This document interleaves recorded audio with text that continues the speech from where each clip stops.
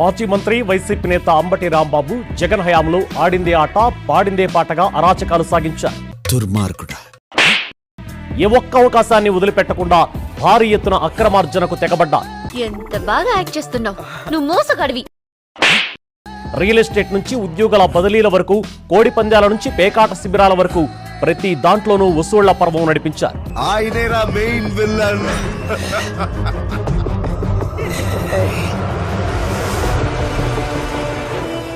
Real estate వెంచర్లు వేయాలన్నా, చెరువులో మట్టి తవ్వుకోవాలన్నా ముందు ఆయన దర్శనం చేసుకుని ముడుపులు సమర్పించుకోవాల్సిందే. చూసారా సార్ వీడు డబుల్ యాక్షన్, పరమ దుర్మార్గుడు సార్ వీడు. ఏ సైడ్ సార్ వీడిని? ఇక జగనన్న కాలనీల కోసం ఎకరం 10 లక్షలకు కొని అదే భూమిని ప్రభుత్వానికి ఎకరం 30 లక్షలకు అమ్మి సొమ్ము చేసుకున్నారు. చెప్పేటివన్నీ శ్రీరంగ నీతులు, చేసేటివన్నీ దొమ్మల గుడిసెల్లకు దూరడం. ఇంతటి దారుణమైన మనిషి బహుశా దేశంలోనూ ఎవడు ఉండడు. బతుకుచాడా